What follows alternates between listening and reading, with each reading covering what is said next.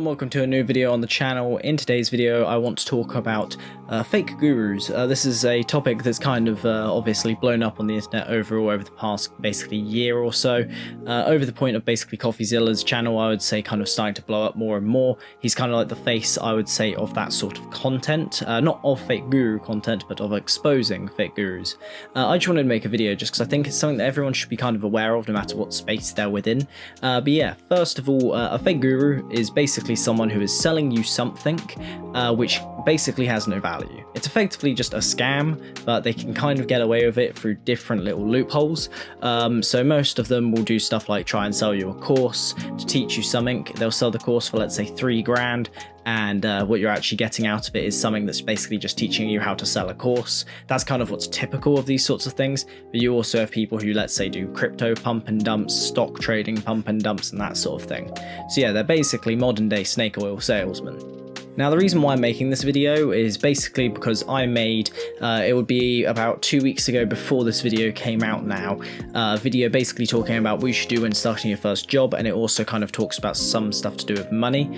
Basically, I kind of wanted it to be a more of like a wariness sort of thing as a video afterwards, because the video itself, I wouldn't say that I'm basically saying to anyone to do anything stupid with their money. Overall, I'd say a lot of people probably agree with what I'm talking about in that video, but I just wanted to make this video just to kind of give you the other end of the spectrum of people who actually do try and commit scams and fraud and that sort of thing. Obviously, I'm not going to name names because I cannot be asked to deal with that sort of thing, but overall, I'll basically tell you which kind of channels to go to anyway if you want to learn more about that sort of topic.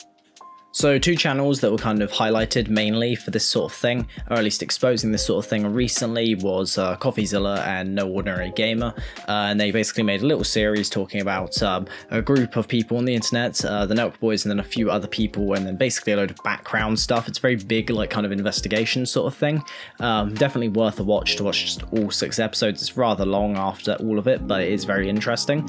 I think what it will just show to a lot of people is that most people on the internet who are basically bragging about money, or at least trying to give you financial advice, are probably not in doing it in your best interest. So basically, try not to get involved in anything that is shady and that sort of thing. Actually do your own research.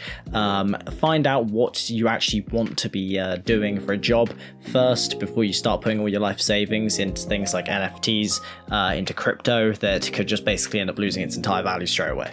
So the ones that I personally kind of hate on the internet anyway, which would be classed not necessarily as like a fake guru sort of thing, but maybe like inner circles. There's a lot of YouTube channels that do this sort of thing, where they basically have like a paid form of content. Obviously, you can have stuff like Patreon or like their own website where you've got more kind of like exclusive stuff.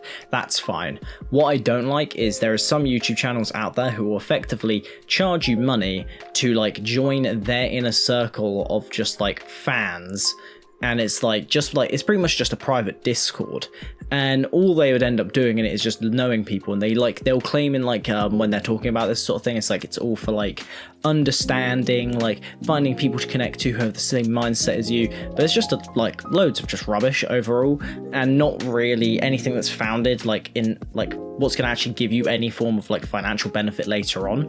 Like there is YouTubers out there who will literally charge people £50, so what, like $60 or $65 a month for that sort of service, and it's like all you're doing is effectively connecting people, and it's like, okay, cool, but you could literally just search a hashtag on Twitter or go on YouTube and search up some form of content, and you'll find a community of people out there with the same interests as you. It's something that you can do for free very easily, but these YouTubers will kind of set it up as if you're kind of getting a personal connection to them and that sort of thing. That side of things I think is really just kind of shady, kind of just scraping, not scammy, but they're just scraping being able to get away with it because it's technically not a scam, and I think that form of content should be kind of looked into a little bit more, just because it's like, yes, there is a lot of people out there who may want to pay for that sort of thing and get to know other people, but I think a lot of the people who will end up spending that sort of money a month will basically be going to their parents asking to join these sort of things.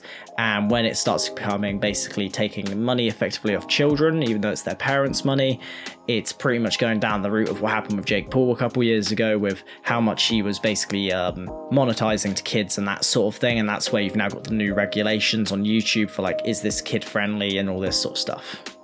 Yeah, like I mentioned, there is people out there who will do stuff like selling courses and that sort of stuff. I think the main issue with it is that over the past year or so, ever since these sort of things have been getting called out, you have a lot of, basically, I think people don't really trust online courses at all.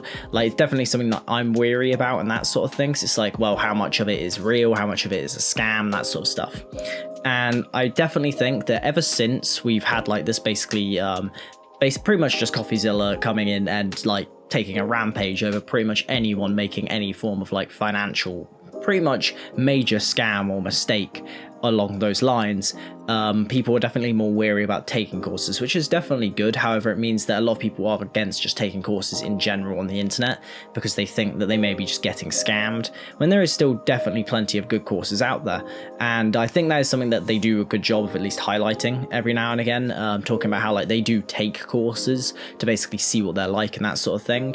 And I think that is definitely a very good way of making the content, so very good job to them. But yeah, in terms of just like easy things to look out for, I basically just say, if you see anyone online trying to basically tell you pay them some money, the basic scams obviously that you'll have on, let's say like Instagram, will be like, send me 1 Bitcoin and I send you 2 back, that sort of thing. Basic scam. But the ones that will end up getting a bit more will be people who will basically be hyping themselves up, and they'll basically claim that like they could do 1% a day. And like for people who aren't into, let's say, any form of stock trading, they will look at that and go, oh, 1% a day sounds good, but it does sound like something like next level or whatever. But then when you do the actual maths for that, in theory, I think it's something ridiculous where like, in theory, you would be the richest person on the planet if you were trading at 1% a day within literally like half a year, because you're 1%ing your gains every single day, which is almost impossible to actually do. So yeah, when it comes to that sort of thing, just do your own research, look into different books, that sort of thing. Find people who actually are credible investors. Don't just go to people who are like literally just telling you how to invest on the internet. Don't just find some random YouTuber who is hyping up a stock that you looked into and you're like, yay, they're just confirming my bias and all this sort of thing. So yeah, just be careful on the internet. I know this video was a very short video on this channel. Overall, I just wanted to make this video just kind of as something to kind of highlight the topic, as I do want to talk about more financial stuff in the future anyway, but I don't want to stick to like all that sort of coursey sort of stuff and scam content. I just wanted to have it on the channel, so if any of you aren't aware of it, then you see it and you may want to explore different people like CoffeeZilla and No Ordinary Gamer and a few other people. So yeah, with that being said, I hope you guys enjoyed the video and I'll see you guys in the next one. Have a good one. People do this and they do spend a lot of money. Just accept that this will happen. Yes, you should eventually start saving money, but for the first couple of months, if you are spending a lot of money and you feel guilty for it, yes, feel guilty to an extent, but don't feel so guilty that you don't want to ever spend money. The next thing to do is save your money. Generally speaking, a lot of people online tell you just to invest your money instead of saving it, which if you are someone who doesn't earn a lot of money,